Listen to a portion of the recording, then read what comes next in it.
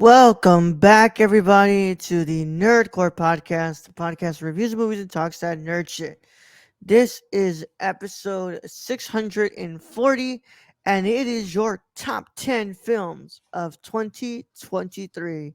And as always, is the nerd you're gonna hear the host of the show, alongside my wonderful co-host Brad Young Yoda. What's up, everybody? Wonderful Tuesday evening here with another top 10 list. Yup, it's been about 2 weeks, right, Brad? About that, yeah. Yeah. Been a bit. It's been 2 weeks since we've done an episode here. You've seen my face throughout the other videos though, because I did a review of Wonka with Luis, and I did a review of Iron Claw with Luis, which by the way y'all loved it. Y'all really showed out for those views on those videos. So thank you all so much for your love and all of that on those videos. It was a great way of ending 2023 here on the Nerdcore. Um, but yeah, man, what's it called? Brad and I haven't had a podcast since last year, so now we're here to do the first podcast of 2024, and of course, none other than one of my favorite episodes we get to do, where we do our top 10 films of the year. Yeah, Brad. Though it's been a while, so how are you, bro? Doing well, Roll. Made it through the holidays, mostly Yeah, unscathed. So, yeah. all good there. I did get to watch quite a few movies. Okay. So, catching up for 2023. So, I can actually have a top 10 list. Unlike Raul here, I don't get to see as many, I'd say. Yep. Mostly my fault, but anyway. But I did have a friend come over for New Year's, and we actually watched quite a bit of movies. He had never seen Train to Busan, and Wow. so we watched Train to Busan. Then he liked that so much, we watched Soul Station, which was the prequel, and we watched Oh yeah. Peninsula, which was the sequel. Wait, Soul Station is the prequel? Yeah, there's the anime What? Soul Station. Yeah, that's the prequel. Huh. At least that's what I read. Damn, I gotta watch Soul Station, bro. Yeah, and then we watched Stephen Yoon's Mayhem after that. I'm doing a episode of Cinema Condition on that movie. Yeah. Yeah, So, pretty good. yeah. Everything was pretty good. I was surprised by Peninsula because with sequels, especially Hmm. to one of the greatest zombie movies ever made, Train to Busan. I wasn't expecting much from it. It was very entertaining. Yeah. I've never seen Peninsula yet, man. I haven't seen Peninsula yet, which is It was which entertaining, to say damn the shame. least.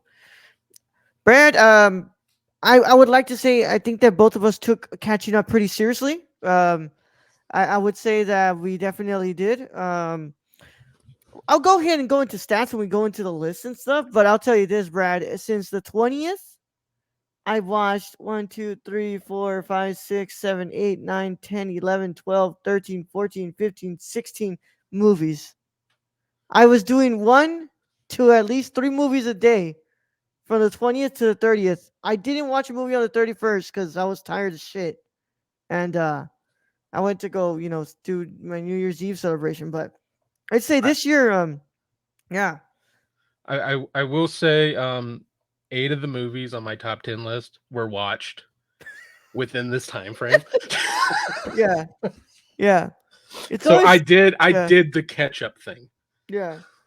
Um my letterbox stats are pretty great here, Brad. So I watched 287 films this last year. I 287 of those films I did 134 reviews on Letterbox. Okay, it's all good, all that. Brad, altogether I watched 532.8 hours of movies That's this impressive. year. That's pretty good. That's good. Yeah. I don't know if that's the most we've ever done because we did have the Nah. COVID years. Yeah, last year I did about I did more than that last year. Yeah. I think Yeah. like previous years we have done more than that, Yeah. just because when you're quarantined, you're quarantined. Yeah. Yeah. Yeah, 2022 I did like 571. 2021 I did 511. Yeah, I wonder how much I do. How much did I do in 2020? Because Yeah, yeah, 2020 when you're the stuck in 2020 and quarantine. 2021, those would be the years I would suspect you Yeah. have the most. Oh, actually, no, it was last year, Brad. Last year's Oh, when I did okay. the most. Yeah. 2020 I did 448 Oh, wow. hours. Yeah. But yeah, man. I went to the theaters. What's it called? I went for my final theater trip was the was Poor Things. 287 films. Sheesh, and only half were Tubi exclusives. 1000%, bro.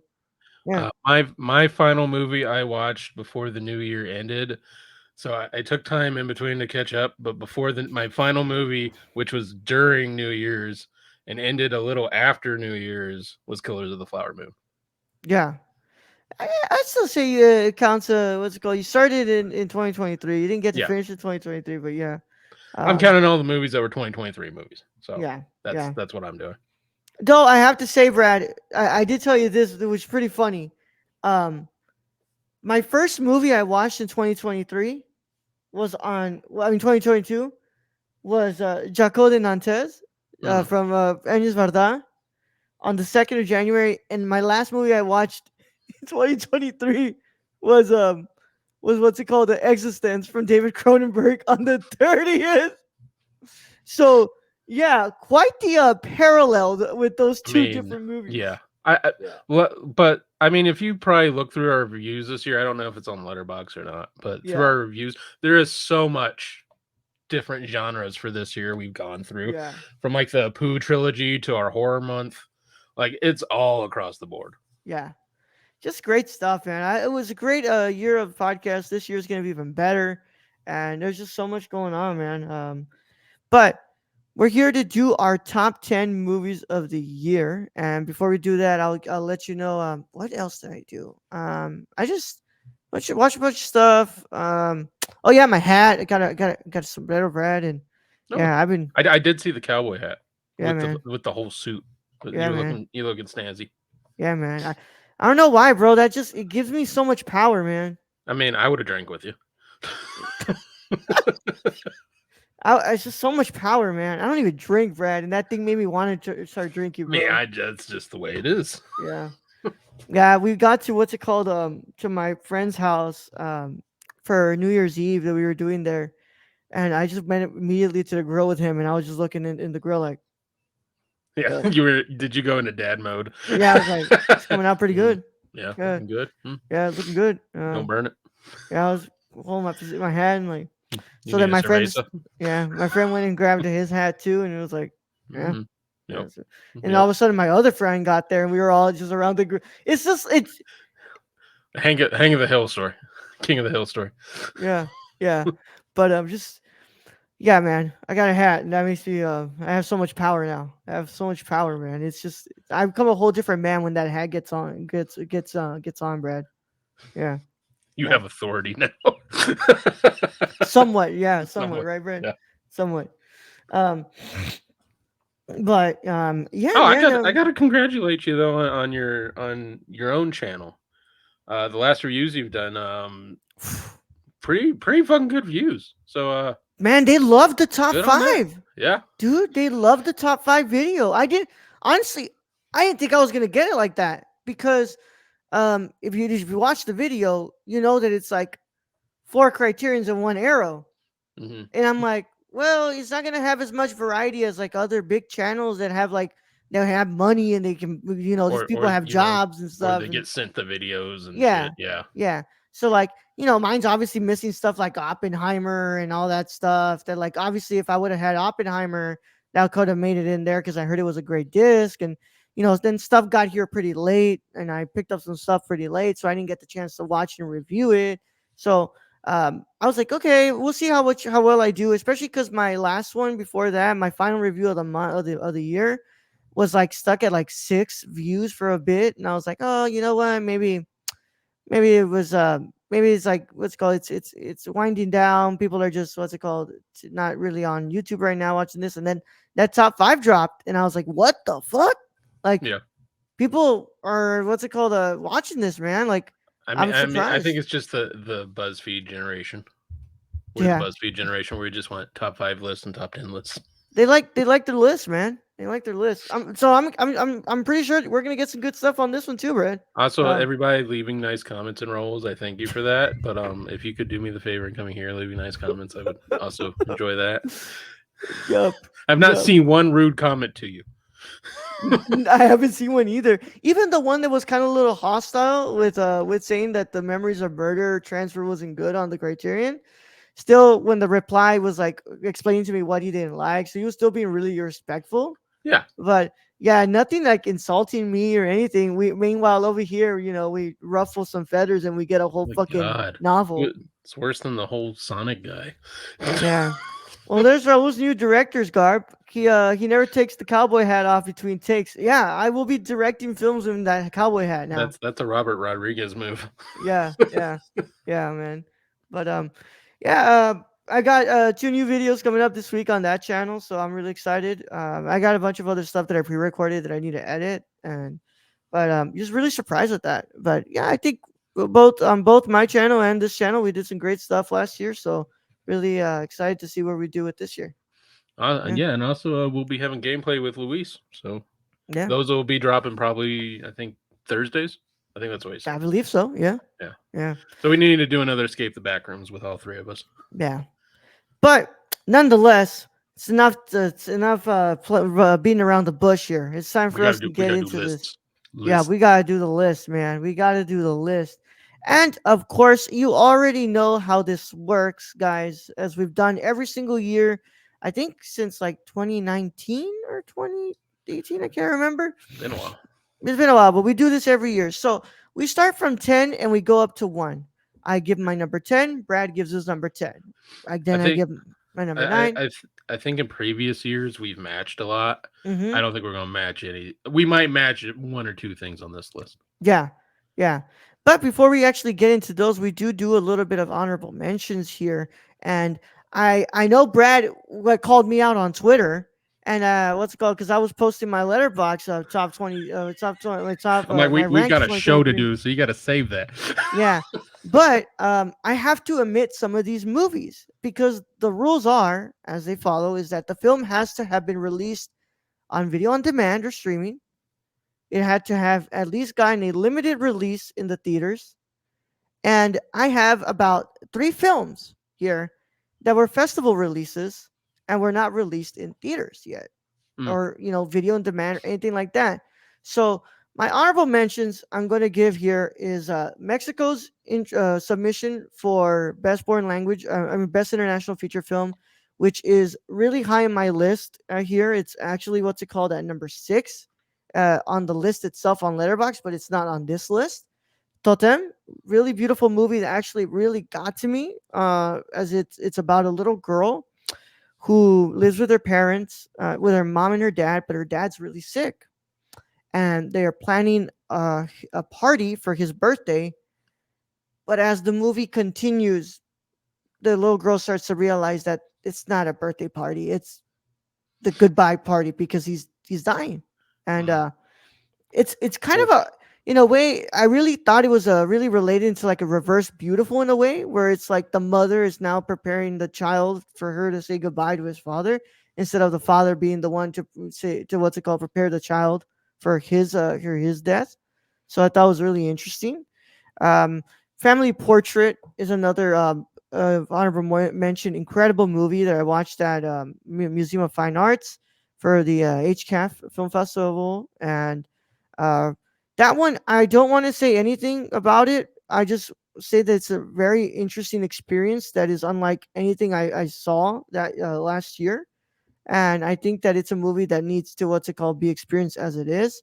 So when eventually that even gets released, then we'll go ahead and put that up. I'll talk about it, but for now, it's just a movie that needs to be experienced as it is, and that's all I'll say about that. And my last honorable mention is a documentary about competitive mariachi, what's it called, band from the Rio Grande Valley called Going Varsity in Mariachi. Great, great movie. Loved it. you It was a great documentary. you saw that one at the festival as well, right? Yep, festival. That was my second favorite documentary of the year. But was great movie, man. I loved it a lot, and that's it for me for some honorable mentions here, Brad. Because those are the only 3 that I think would have landed somewhere in those top 10 that I would have to what's it called omit because of the fact that they just didn't get released. So Totem does get released this year though. They already have a trailer up for it and they have a planned release window. So maybe it'll qualify for 2024 if I rewatch it. But for now, Hmm. it stays in this list. But Brad, you got some honorable mentions for us? The only one that I can, so I totally forgot that, so I just put one on the list. The only one that didn't make my list that I would probably say honorable mention, Guardians of the Galaxy 3. Ooh, nice. Yeah, But I mean I love the movie, but there were just 10 others before it. yeah, safe to say that it's probably the best MCU film of this year, right? Yeah, 'Cause- yeah, no kidding. yeah, The best one yeah. I watched. Red's like, I did not watch Ant Man, I didn't watch. Quantumania. I didn't watch the Marvels. I didn't watch anything else. No, Yeah, yeah, great movie, man. Disney needed to not get my money in theaters. Yeah, uh, Guardians of the Galaxy Volume 3 made it to number 26 Yeah. in my list here. Great movie. I loved it too. It was I mean, you might have some honorable mentions that I'll agree with, but right off the top of my head, that was the one I could figure out. yeah. All right, Brad. Let's do this, man. Let's go ahead and get on with this. My number 10, it is what's it called, a A24 release. This movie was beautiful. I couldn't believe that this movie was a directorial debut, and I found myself really gravitating to the narrative of this movie and the idea of, like, having to, rediscover but also confront your past, especially as an immigrant, and what you leave behind in the country and what you don't bring back with you to the United States when you immigrate. Immigrate. I'm talking about Celine Song's Past Lives. I thought this movie was fantastic. But there's just a lot of other films down here that I thought were better, but is one of the best films of the year for sure, of last year.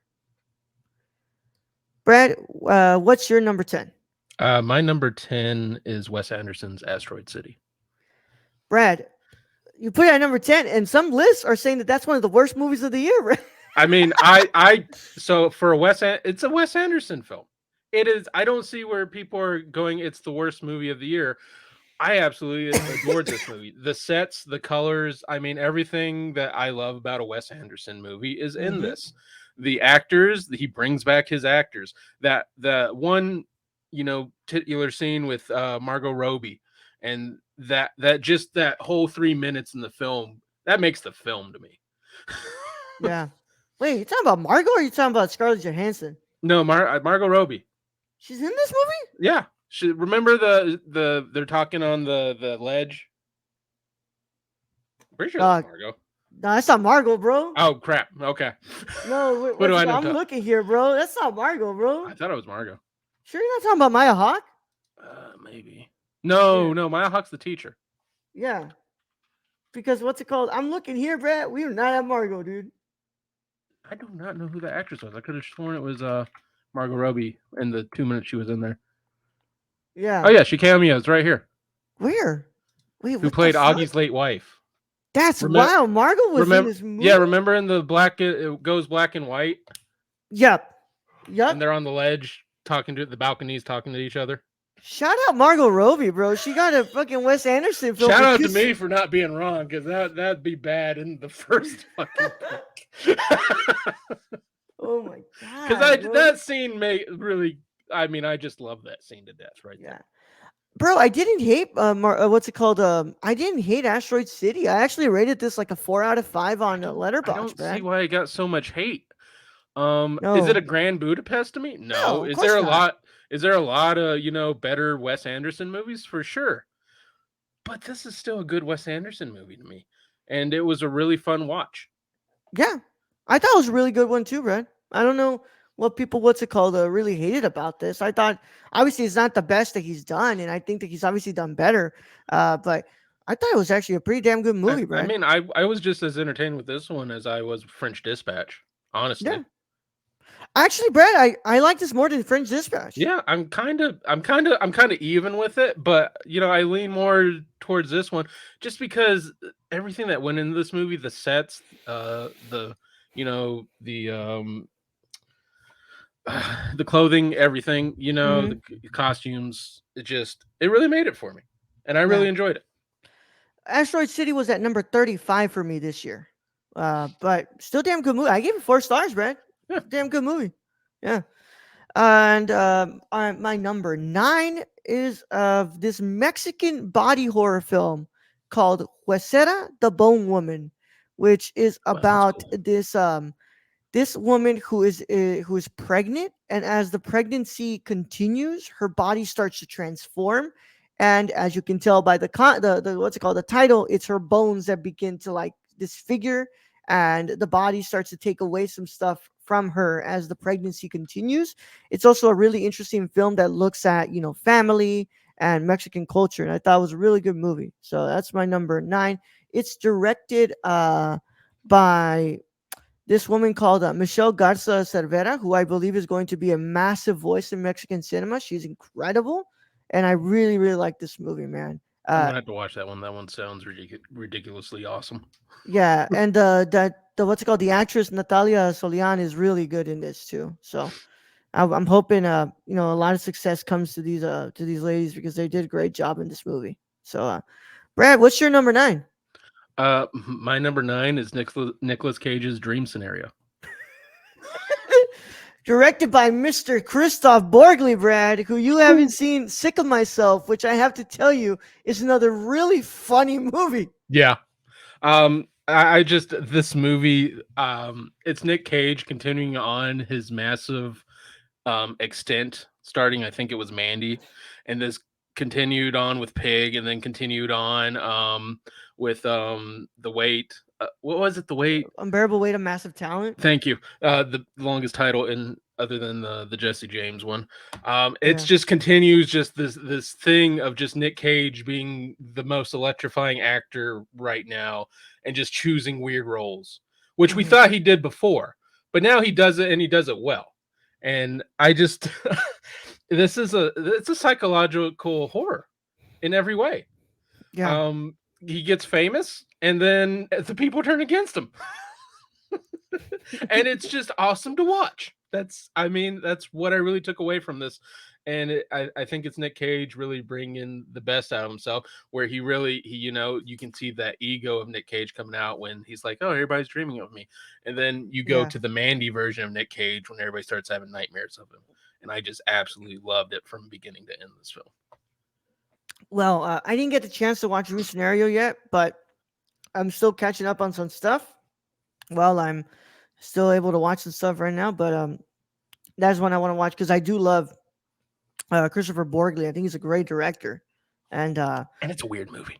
It's a yeah. weird fucking movie. Also, Rachel got me. What's it called? This they went to watch it at the Alamo Draft House, and they were giving out like these little what's it called, prizes and stuff, Uh-huh. and it was like the eye mask with his eyes, and I was like, yeah, bro, that shit's fucking funny. I'm keeping this. So I went ahead and I put it up on my what's it called, my Batman Oh, the popcorn 10, bucket. yeah, Yeah, so instead of like the eyes of Evan, it's just fucking Nick Cage's eyes the on the eyes. Batman bucket. Yeah. Oh my god. But yeah, Brad's number 9 is Dream Scenario, and my number 8 is another Mexican film that's available on Netflix. Brad, this movie, um, I didn't know that this was something that actually happened.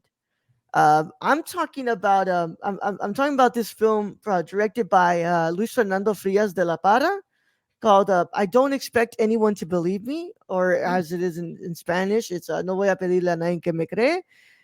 So it's basically this what's it called, this grad student who's gonna go and do his PhD in Barcelona gets a call from the what's it called, the cartel, and is told to like to basically join them, and he needs to do some stuff in Spain, but he has to make sure that his girlfriend goes with him, and he's like he has to get close to like this really like what's it called, important diplomat's daughter in Spain. It's like like really meta film, which is based on on a book um about this what's called the author's actual life, that this actually happened to in Oh my Spain. god. One of the most crazy movies I've ever seen about like what's it called, like mixing meta fiction and like narrative storytelling. And I'm still kind of thinking about this movie even now. Like I don't know what the hell really was going on in this movie. All I know is that I really fucking liked it, and it has a lot to do with like expectations of the audience, and it's just I was just really really drawn into this movie. It's on Netflix. It's called I Don't Expect Anyone to Believe Me. Hmm. That does sound pretty freaking interesting. Yeah. And Brad, what is your number 8? My number 8 is Anatomy of a Fall. Before we go into any more of that, Brad, how about that? How about that? What's it called? 50 Cent. What's it? Reggae cover. I need that just as my soundtrack everywhere I go. Yeah, I. So I want that. I want us to review that movie. What's it called? The coming weeks. I will say though, like, I'm not gonna say any spoiling, but like, you know, I would understand why how that song would annoy the fuck out of you. Especially if it's on repeat and it's that loud and you're trying to give an interview. Can you imagine if me and you were trying to give an interview to someone and I was just playing that in the background? Yeah. Yeah, Raul, let's ask them questions. Yeah, yeah. I fucking pissed off. I'm a pee I on him. I would, yeah, I would like turn off my camera here and what's called mute my mic and call you and be like, "Hey, you motherfucker, you want to turn that shit the fuck off before you actually get fired for real?" Yeah, Oh but man, and it's a very interesting story, and I mean, I love kind of lawyer dramas, and the French system is they're a very bunch of different. fucking haters, bro. The French system is very completely different than the American system of justice. I don't think there's no innocent until proven guilty in that. I think it's just like she fucking pushed him. Yeah, so that's how they do interrogations in the gulags, Yeah. dude. Like some of those people who were in that jury room and like what's it called in the court, straight up, bro, sipped on some goddamn haterade before they came into that fucking place, bro. Whew.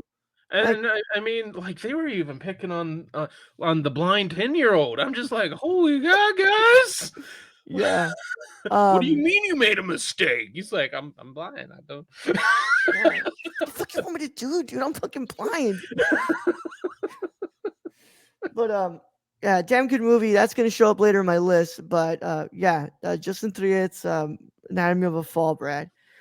My number 7 was my final trip to the movie theaters this year, last year, and I'm talking about Yorgos Lanthimos's Poor Things, which I can only describe as I said in the review crew's review of it on YouTube. It is an absurdist sexual fairy tale. Basically, one of the best movies of this year with one of the best performances by Emma Stone. What a freaking movie. It's like if you're watching, what's it called? Frankenstein told through the eyes of a woman who is understanding and experimenting with her sexuality in real fucking time. It is a crazy movie, Brad, with That's what I've heard. some with the best production design I've seen that year, and I'm just I was amazed by Poor Things, Brad. I thought it was great. I thought the score was freaking amazing too, and I'm really hoping you get to watch that whenever it hits a VOD or streaming because Yeah. I we need to talk about that movie. I mean, I Um, agree. That's one that I wanted to get to before the end of the year, but then I learned it was just in theaters, yeah, and it just wasn't happening. yeah. But yeah, Brad, that is my number 7. Brad, what's yours? My number 7 is Emerald Fennell's Saltburn. This is the one that we're gonna disagree with the most. Yes. Okay, Brad, go ahead. I'm not gonna take Barry your line. Cogan is a gem in this movie. He does That I fantastic. do agree. That He I do is agree. weirdly fascinating throughout this entire film, and I love watching him through this and trying to navigate the waters that is the extremely rich, the extremely elite, and winning. He is Yeah, not a good person to follow, but he gets what he wants, and it's fun to watch. yeah. Brad, I agree with you with Barry Keoghan. I think he's incredible in this movie. I thought that like I think it's shot beautifully. I Yeah. think that it's lit beautifully as well. But I don't like that movie. I think the script is all over the place. That third act to me was really messy. And if the internet is touting this as one of the most, sexy and the most, what's it called, I don't agree with that. raunchy movies that they've No, ever seen, no. and I We've turned this seen on. come watch our show. We've seen much raunchier. I don't agree with that perspective on it, Yeah, but it's wonderfully shot. I liked the story personally because I thought it was a cool psychological thriller yeah, slash meets horror. Um, I don't know. I really enjoy. yeah, I didn't think the third act was messy. I just thought it was. Oh, this is what happens when all the dominoes start to fall. yeah. Who I also thought Rosamund Pike was pretty good in that movie too. She's the one who plays the, what's it called, the mom of Jacob and Lordy in that film. Yeah. Um, but just that this one didn't hit me as much as it did. I mean, you didn't get the cold shingles when Barry Coogan goes down into the tub to suck up the tub water. It was just like, No, no, man. Also, did I not put this one in my what's it called, a ranked? God damn. Um, this one but will give me horror yeah. horror thoughts at night.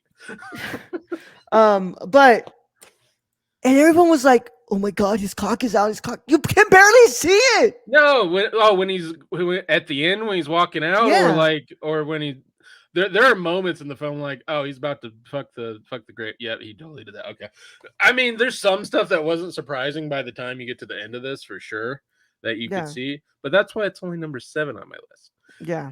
It's not in the top 5. It's none of that, but I think it's another weird movie right there, and the main actor in it does terrific in it.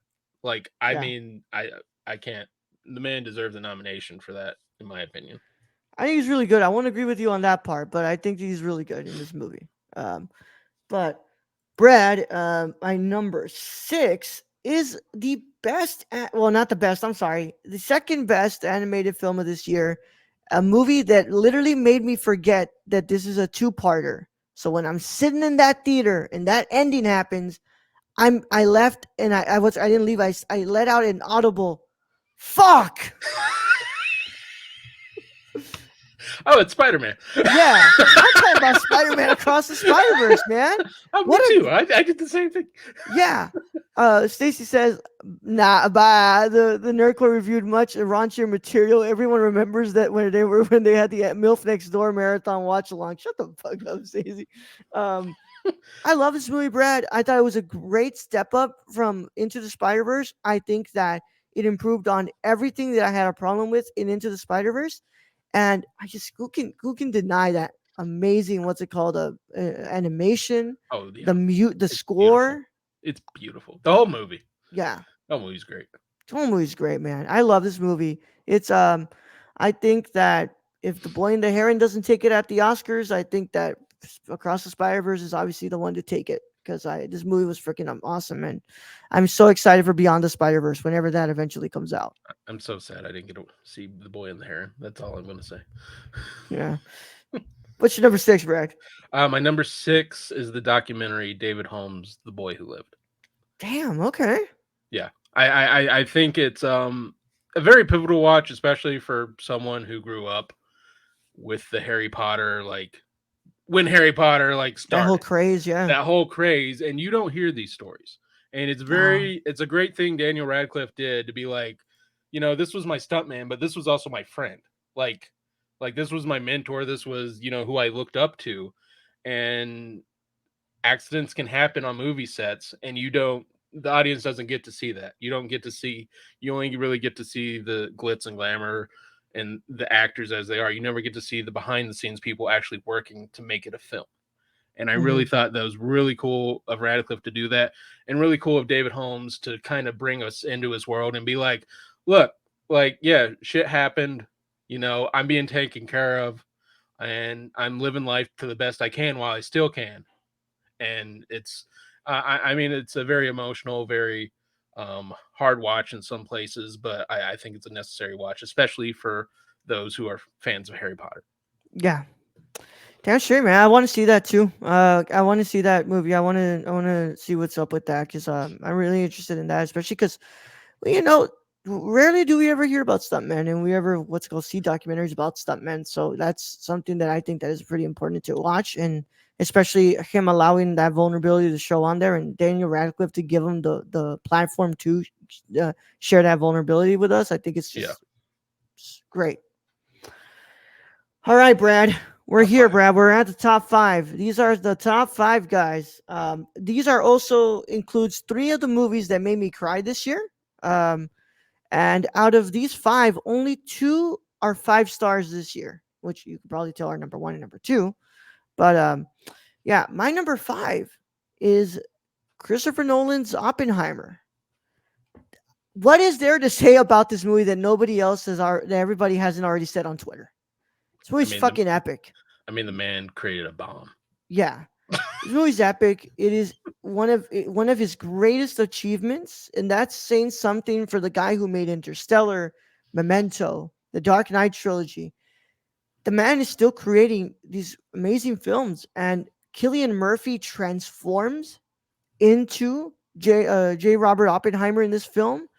And then who can who can deny the incredible performance from Robert Downey Jr. in this movie? This Oh, is Downey Jr. steals the. my I know pick it's for about best Oppenheimer, supporting. but yeah, Downey Jr.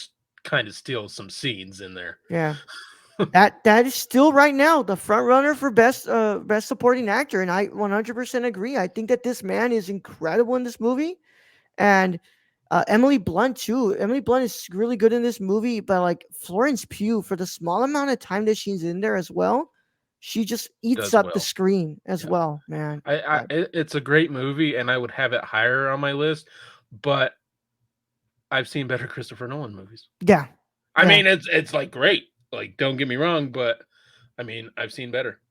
Interstellar to me is the best. yeah. Oh, 100%. Yeah, I do not disagree with that at all. Is this your number five as well, Brad? it is not. Okay. All right, Brad. What's your number five? My number five is Spider-Man Across the Spider-Verse. Did you yell? Did you let out an audible fuck as well? Yes, in my house, not in the theaters. I went, Yeah. fuck!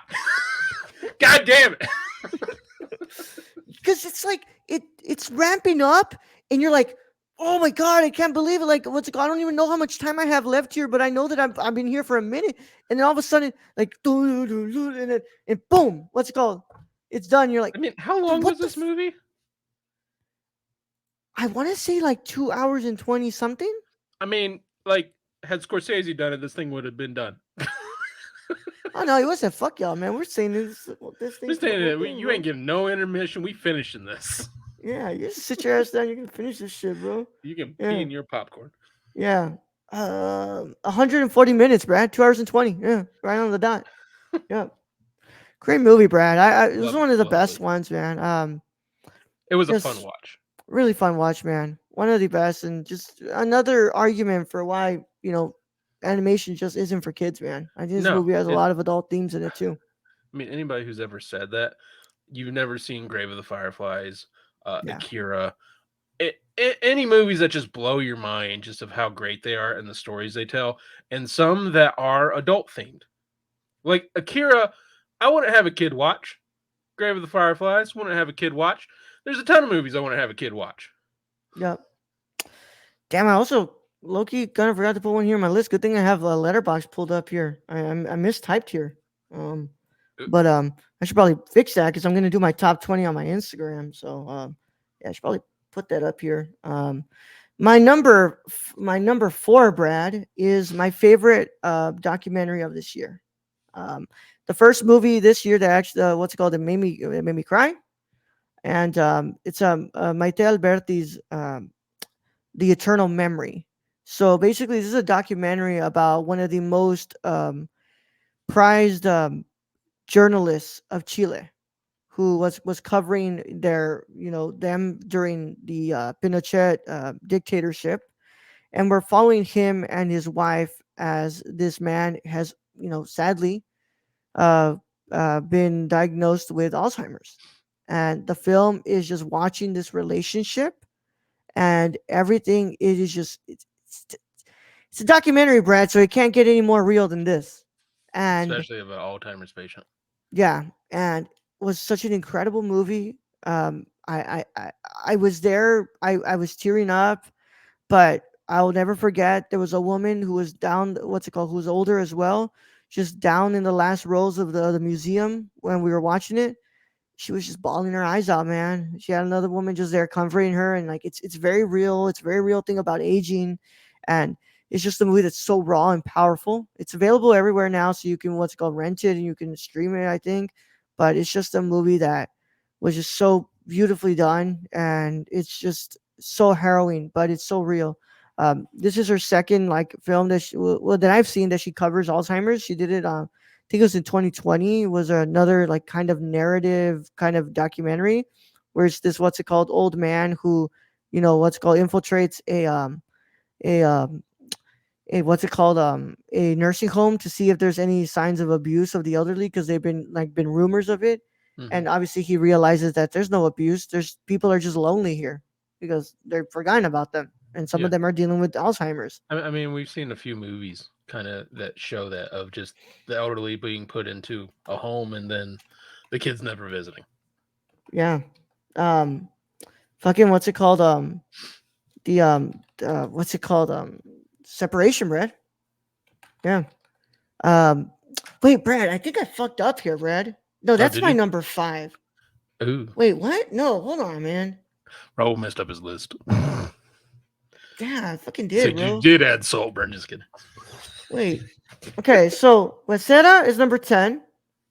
Wow, I'm sorry, guys. That's what I get for fucking what's it called doing this shit, bro. Um, one, two, three, four, Well, I five, have mine on my phone. 6, 7, 8, 9, 10. Okay, I'm so sorry, guys. Okay, Waseda was 10. I don't expect anyone to believe me is 9. 8 is Poor Things. 7 is Across the Spider Verse. 6 is Oppenheimer. 5 is The Eternal Memory. Um, Brad. So what is your wait? So how many are you at, Brad? Well, I was on 4 Okay. because 5 was Spider-Man Across the Spider-Verse. Okay. All right. You go ahead and do 4. I'll do my 4 after you. I'm so Okay, sorry. I my fucked 4 is this already up. my 4 has already been said by Roll, so that's Oppenheimer Okay. Cool. for all the reasons he said exactly. Yeah. Yeah. My what's it called? Stacy says in the comments. By the way, guys, this is live on Patreon. You can get it a day early before anybody else gets to watch it by going to patreon.com/nerdcore. You can interact with us live. Of course, if Scorsese was doing it, DiCaprio would be in odd Miles You would. Morales. Yup. My number 4, man, is what everybody described to be Hayao Miyazaki's swan song, which also made me tear up in the theater. The Boy and the Heron, man. What a beautiful movie. It's yes, you can see the say watch this and say that is about Miyazaki's childhood, just like every other film that he's been making in his life. But I think it's a lot about more than that. I think it's about his relationship with the people that he grew up around and the heroes he's had in wanting to make films. I also think it's a lot about his relationship with his son and his relationship with having to like wanting to retire but not being actually ready to retire because he's not ready to let go of the worlds that he's created. I mean, the man made 13 films already, feature films, and in this film he talks about 13 blocks. It can't get more noticeable than that to say that he's talking about his career. um, what everybody said was his swan song is not true because he's already Make working another on one. his next one. So, he's back for the second time. But yeah, that's my number 4, Brad. The Boy and the Heron. Brad, my number 3. Up until this point, Brad, I had no number. I had no 5 stars, Brad. And I really thought if anyone was going to do it, it was going to be the greatest living director that we have right now. But it didn't do it. But it still deserves its spot here at number 3 because the fact that Martin Scorsese, at almost 90 years old, is still making movies like this and is still able to reel us in for almost 4 hours of a movie speaks volumes on the cinematic master that he is and the artist that he is. Killers of the Flower Moon, man. My favorite performance from an actress is in this film with Lily Gladstone. I think Hmm. that it's one of, if not the top best performances of Robert De Niro's career, De where Niro he's as back absolutely, as a villain. Love it. absolutely terrifying in this movie. Yeah. Yep. Leo, great. And how could I not put this at number three when Robert De Niro spanks Leonardo Thanks, DiCaprio? Leo. I mean, Yeah. Yeah. Number three is Killers of the Flower Moon, man. What an incredible movie. It's just, we're gonna review that because we haven't reviewed that, hasn't gotten a review on the channel. But I think that it is just a testament to the artist that is Martin Scorsese and what his career has become. And just that ending, Brad. I don't know how you watch this movie and aren't wowed by just those last 15 minutes of this movie. But nice of these guys to save the Roku original weird for number one on both of their lists. Stacy, I still have only watched half of that film. I haven't finished that movie. Brad, what's your number three? My number three is Gareth Edwards, the creator. Fucking fantastic movie. Love it.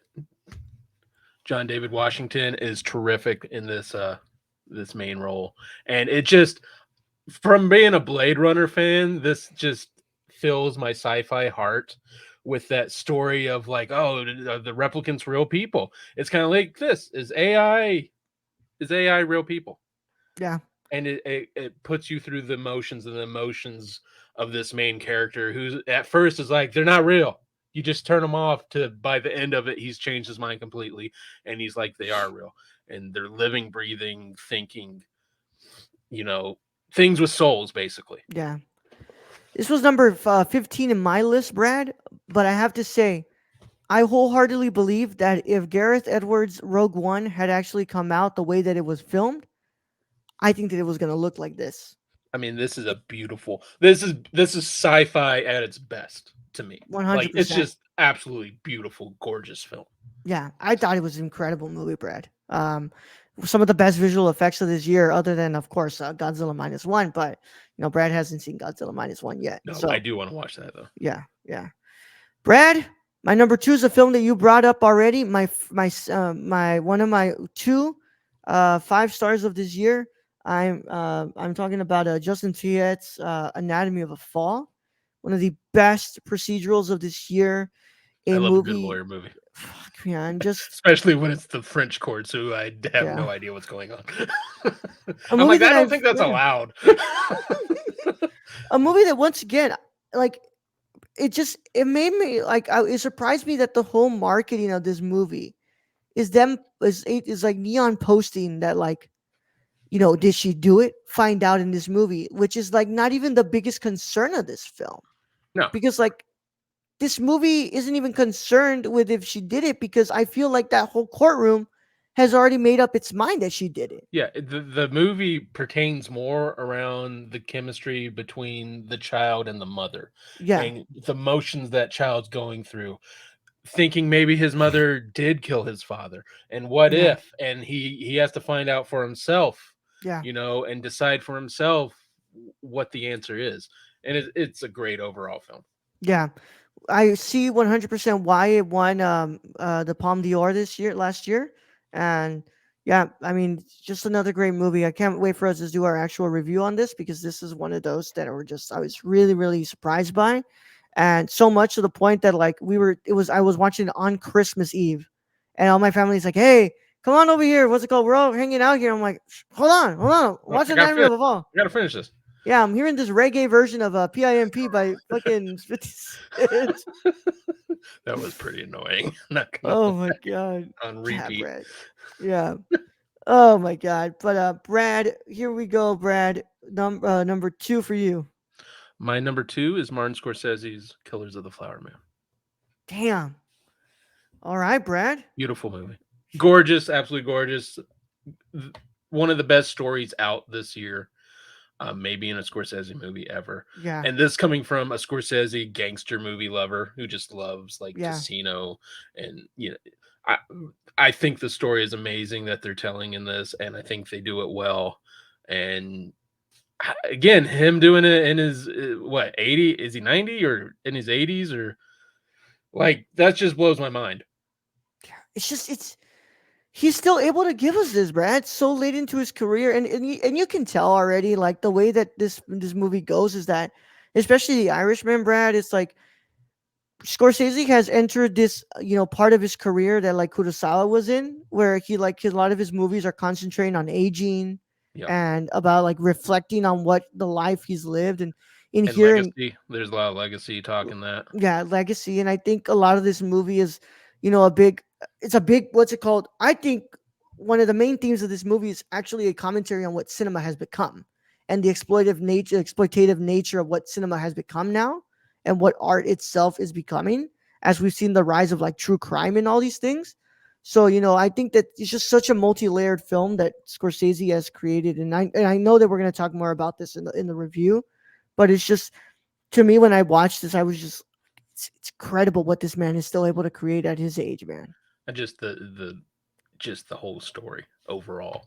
And just to get so much detail. And this being a historical account, Yeah, and you're just blown away. You're like, wow.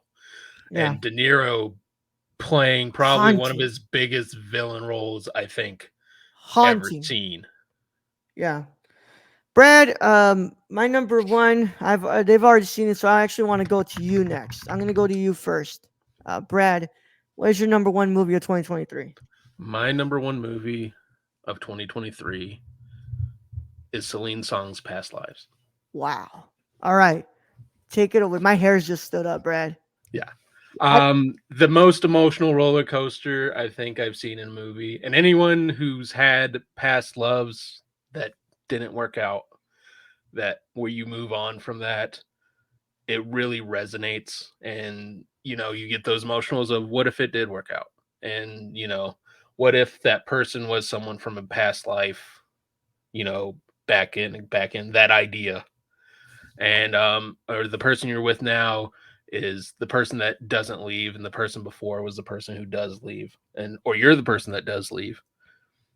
Like I mean, it gets you really into thinking on just relationships overall that you've had present and past. And I mean, just the whole story surrounding someone, no choice of their own, leaving, and then someone basically just, thinking they were in love with them, but then it comes, and I think a great point is they were in love with that person at that time. That yeah, person has moved on, become a new person. They're not yeah. the same person they were. This is such a fantastic movie, and like I said, Brad, I couldn't believe there was a directorial debut. This Yeah, felt like, that makes it even more amazing. yeah. I think it's beautifully shot. I think the score is so beautiful as well. But That man, so that's another thing. The score in this, they do an amazing thing. Is whenever the two main characters in this are away, music is constantly going. I don't know if you notice this. It's constantly. And then when they're together, the music stops. I did not So you can notice just that. focus on them. Damn, yeah. I think that Greta Lee is incredible in this movie. I think she's one of the best performances this year, and I hope that it gets love at the Oscars because I think she deserves it for this movie. But yeah, this was just one that I really liked as well. It didn't what's it called, like, hit as much as this number one did for me. But I thought, I was like, you know what, Brad? I was like, last year, Brad, I can't remember what his number one was last year, but I know there was, what's it called? I was like, I always remember, the farewell with Brad, where it's like, where the fair, 2019. That was yeah, 2019, where he just came in out of the blue for Brad, and it just surprised him. And I know when I told Brad, like, there's obviously films that you need to watch, Brad. You need to watch Girls of the Flower Moon. You need to watch Oppenheimer. You need to mhm. watch this. You need to watch that. But I also thought in the back of my head, I was like, Brad, you need to get to Past Lives. And in the back of my head, I kind of thought like this might be Brad's favorite of the year, but I was also like, dude, Scorsese just put out a fucking powerhouse of a It movie. is. It is. And that's why it's at number 2. And again, you're right. The farewell that came out of nowhere for me and just Yeah, hits and resonated so much. And that's the past lives does the same. It just so much reflection goes on when you're watching this movie and you're like, parts of your life, you're like, I kind of lived this. yeah. Oh, last year was Everything Everywhere All at Once. I'm sorry. Yeah, that Which was your yeah, first. which nothing was beating that. Yeah, no, Let's no, be no, nothing was beating that. no, no. But but yeah, man, just incredible movie, Brad. I can't wait to see what Celine Song makes next in her career because I think she's got a really interesting look into this. And I mean, just there's so much patience in this movie, and there's so much like introspective reflection as well that like reminds you a lot of Wong Kar Wai in a way. And it's just I really like this movie as well. I just it wasn't at the level that I thought all these other movies that I've watched were. Brad, my number one, my favorite movie of the last year, which includes my favorite performance of the year. It includes the best cinematography of last year, best editing of last year. Sean Durkin's The Iron Claw. Zach Efron burst in this film with the best performance of his career yet, but not even that, the best performance of last year in general. Wow. He transforms into Kevin Von Erich, and you feel all of these emotions and all of this power that comes through this story of brotherhood and toxic masculinity and all like just the pressures of being from a family that is so revered and having that pressure be put on by the patriarch who who never had the chance to accomplish his biggest goal, so he forces his sons to have to compete to get his love, but also to you know accomplish that goal for him. Hmm. And everybody in this movie, Brad, Jeremy Allen White is incredible in this movie. Harris Dickinson is so good in this movie as well. But to me, who really like other than after Zac Efron, who I think really shines the brightest in this movie is Mara Tinney, who plays their mom. Who like if you know the story of the Von Erichs, after you're there for that third tragedy, Well, her mom, the mom is just like Mara Tinney is just the shell of this person who is just you don't recognize this person anymore after the first minute of this movie, and and just I incredible actually film. just yeah, I want to see this movie as well. It was one of those that I really want to get to, Yeah, and just it's come out just reading wise. I don't know the histories of the Von Erichs to be honest, but the history like this movie, the director literally had to make the choice to cut out one of the brothers because it would have made the story even more it wasn't gonna gut get wrenching. made. It Yeah, wasn't gonna get made, and that's the thing. Is like I understand why people were not were really not a fan of that. The fact that they left out Chris and especially they kind of don't actually go into the actual way that the oldest brother dies at a young age. But I'll let you go ahead and look that up when you finish watching the film.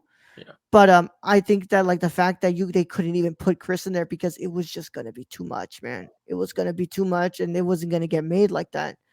But Iron Claw is incredible, man. I was a mess watching this film, to the point that I looked at my big brother and I called my little brother and I told him like how much I loved him and how it's been a really really difficult year having to deal with the loss of my it, mother. it's been a But difficult few years.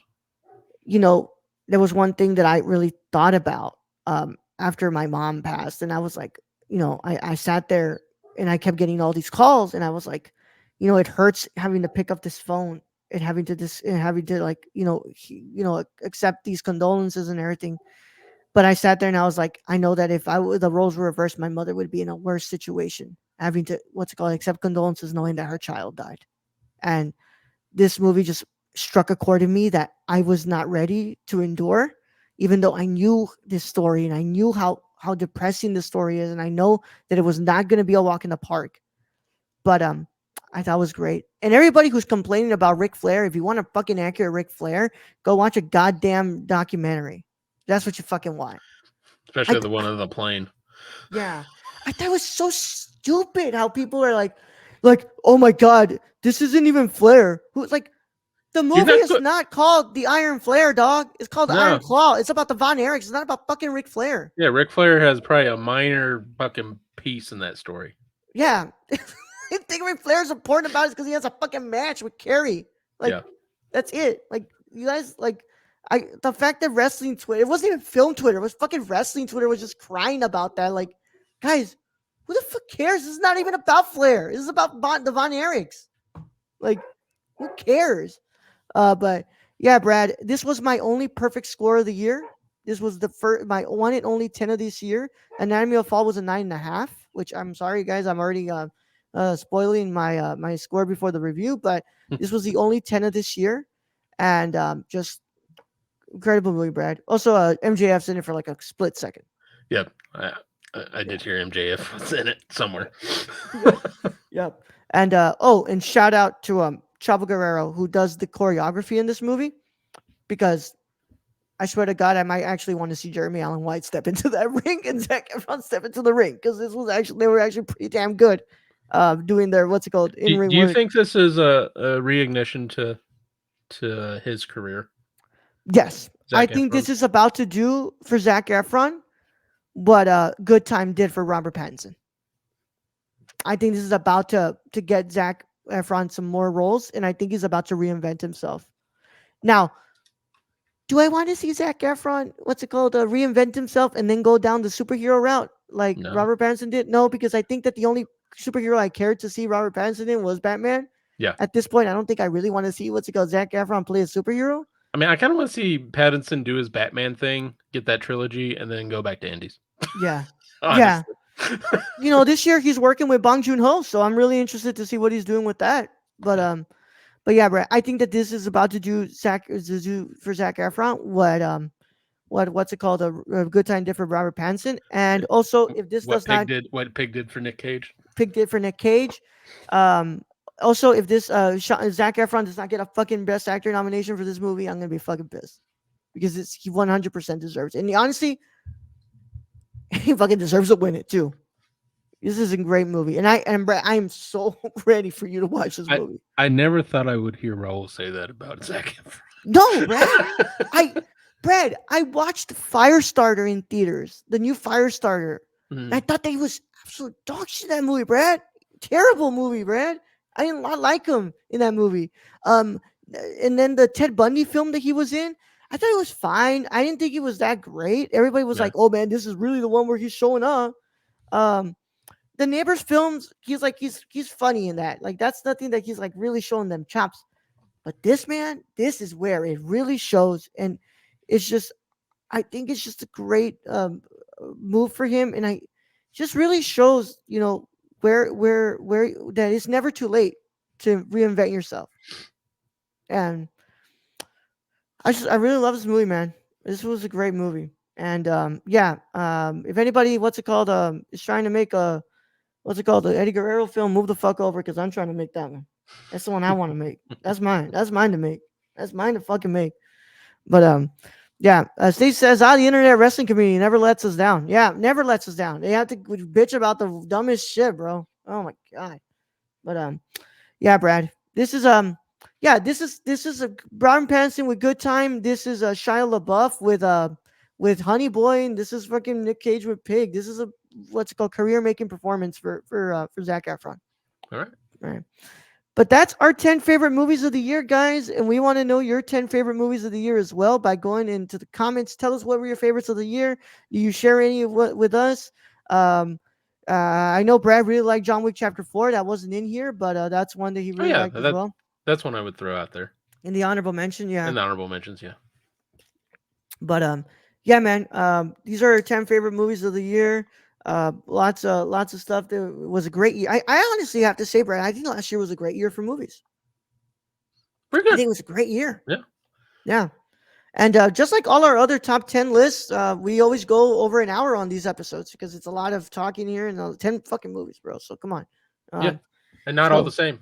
No, not all the same. This year I was really surprised, Brad. I think it was only what's it called? It's Anatomy of a Fall, Killers of the Flower Moon, Oppenheimer. Like it wasn't to the point where like, hey, Brad, we're repeating what's it called, entries here. No, we did have repeat, but they were not in the the same same number. same Same number numbers. ordered. Yeah. Yeah. Yeah. But great year, man. I'm glad that we were able to have a great year for the podcast. Glad that we were able to watch a lot of these films. Some of these films will be getting reviews down the line, y'all. So, of course, if you want to follow along with us, you got to check out our website, nerdcore.com. Twitter's at the nerdcore underscore. Instagram is at the nerdcore, and as well on threads. Patreon.com/the nerdcore, where you can get this episode early before anybody else gets to watch it, and you get it live so you can interact with us. And also, our Discord link is in the description so you can check us out. You're going to want to start 2024 off correctly, and that is by subscribing to this channel, clicking the notification bell, and especially leaving a like on this video, because you want to start it off right, and you can start with us, and that's the best way to start it off. To be honest, it's with us. And of course, if you're on the audio side of things, you also want to leave a 5-star review, and you want to go ahead and follow us on your favorite podcast app of choice. Please, that would help us out a lot as well. And Brad, we're not stopping because we'll be back on, I believe, Thursday. Thursday. I have a mixer that I'm doing on Thursday, Brad, so we We might can have to push it do back. it on Friday instead. That's fine. That'll give me time anyway because I have not had a chance to watch Harakiri. Yeah. But Brad's month is this year. So Brad has selected the films of Masaki Kobayashi, and we're starting off with Harakiri. So this month I don't get any picks. I'm just here for the ride with Brad. Last year I put Brad through One Car Why. This month, this year Brad puts me through Masaki Kobayashi. And before anybody asks, no, we're not doing The Human Condition. Even though I did try to get Brad, I tried to coerce Brad. The whole human condition, which is like what, 9 hours or something. Yeah, like 9 hours. Yeah. But yeah, we're gonna I did start think that off about this it week. like for a few seconds, and I was like, I don't know about that. That'll have to be Brad's its like, wait. own. That'll have to be its own fucking month. Brad's like, wait. If I choose this, I have to watch it too. Oh my god! But yeah, we're starting out off this week, and then we have more movies to talk about and more films to keep discussing with you all. So hopefully you all enjoyed this, and I hope you all had a wonderful time with us. And of course, we are so happy that we get to do this again for another year. So we're just gonna keep discussing with you all and keep talking about movies with you all because y'all are great and you all deserve it. So Brad, let's get him out of here. All right, Ro. Thank you for being the host as always. Thank you to Stacy for joining us today in chat to start off the year right. 2024 looks to be a good one. Thank to our listeners out there, our Patreon supporters. We appreciate each and every one of you. And to end this episode, here's to a new year. And yes, Margot Robbie was in Asteroid City. Would fool me.